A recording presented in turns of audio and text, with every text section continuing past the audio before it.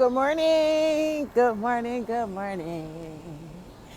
Up early, back at this power cardio in the morning. It's gonna be hot. It's early in the morning, and I can already feel the humidity. It's gonna be a hot day today.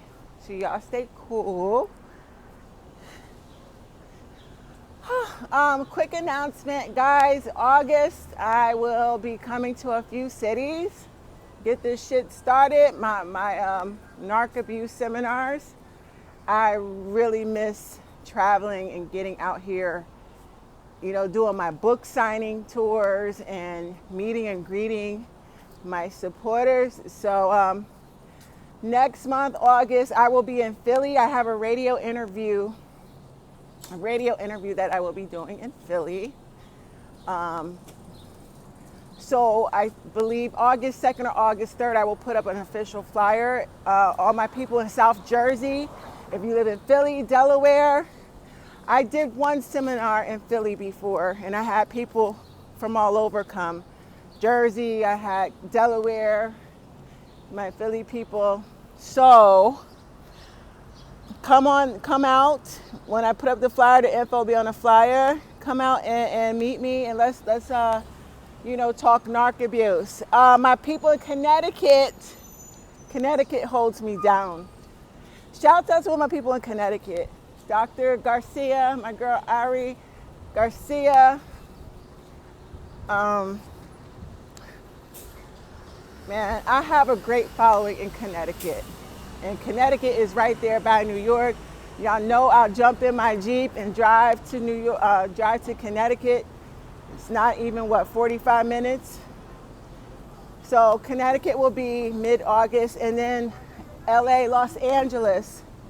My people in Cali, I'm coming to LA.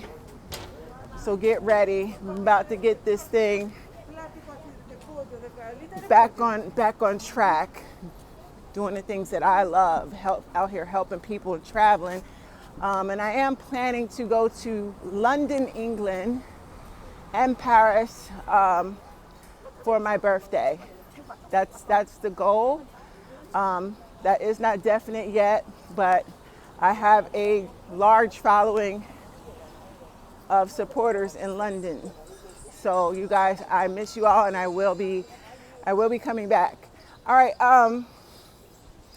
This video, I want to talk about how the narcissist underestimates you, and why he underestimates you, and why he will never give you the respect that you're entitled to, and how to handle it.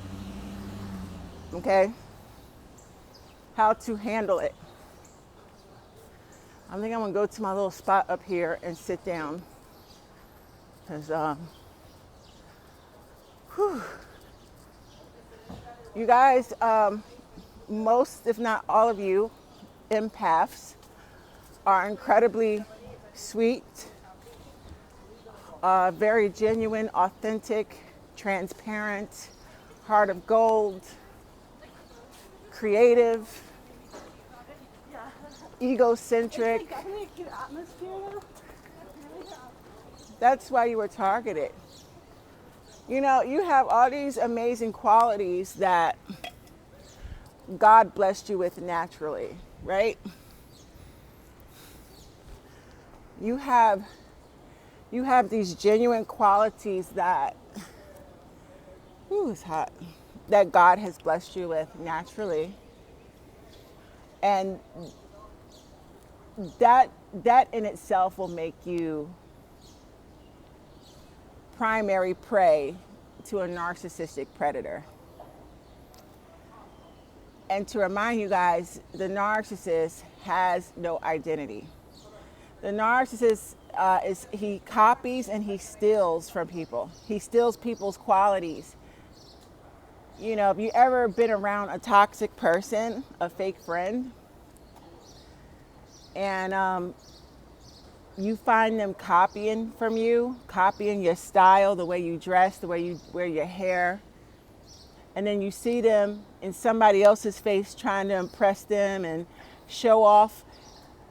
And what they basically did was They stole your whole style and your identity. That's what the narcissist does. I mean, imitation is the highest form of flattery, but come on, it's just like, so you see a lot of celebrities stealing stuff from each other, stealing ideals, stealing music, stealing royalties. They steal from each other because they're all narcissistic. That's what narcs do. I'm gonna steal from you and profit off of it like it's mine. I'm gonna pretend that I invented your whole style, steal it from you, and get paid doing it. Narcissists are notorious for stealing identities.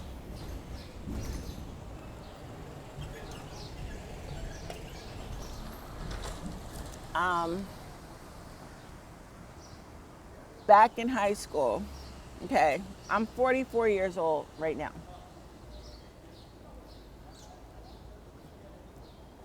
Y'all got to give me a little bit to wake up. I just woke up. I'm still sleepy. When I wake up, I'm swollen from water retention, my hands, my feet, my face. So I don't look my best in the morning. And I'm sluggish. I have to like force myself to get out of bed to do my cardio. But guys, in high school, not just high school, just throughout my childhood, elementary school even. I remember being bullied in elementary school, kindergarten. Who bullies a 5-year-old? My teacher at the time in kindergarten, her name was Mrs. Malay. She was just nasty for no reason. Again, when I was in 5th grade, I had a very nasty teacher.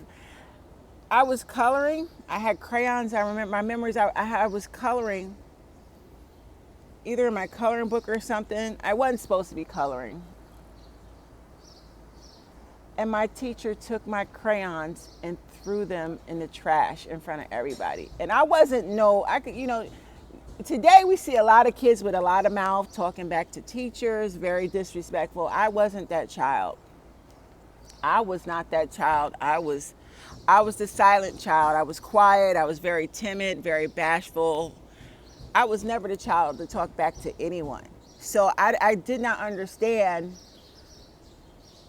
where her evil, she took my entire box of Crayola crayons and threw it in the trash in front of the entire classroom. I had another encounter. This is why, when in my videos, racism is just one spectrum of narcissism and sociopath and psychopathy. These bastards are in all types of professions, hiding. They hide behind their professions to abuse their power. We got teachers that are teaching our children and they're doing shit to our kids behind our back. We got nurses, doctors, law enforcement, judges, politicians, you name it. Regular corporate job. These people are spread out everywhere. We are surrounded. And they get behind their titles and jobs. And no matter, they could be a truck driver, they could be a stock person, a regular cashier. The bottom line is people will abuse their power no matter what their fucking title is. And then they lie about it. And don't get me started on HR, human resources. Human resources is flooded with narcissists because the job of human resources is to protect the company. They'll make like they're there to protect the employees. You're supposed to run to human resources, HR, when you have any issues, any complaints. No, that's all a lie. That's all a lie. That's why with sexual harassment, racial discrimination, any type of those issues come up, the HR is going to move fast to sweep that shit under the rug. HR is there to protect the company. Don't ever think they're there to protect you. And HR's department is flooded with narcissists because they have to understand the agenda to protect the CEO and all the executives. And most of the time, they're all narcissistic.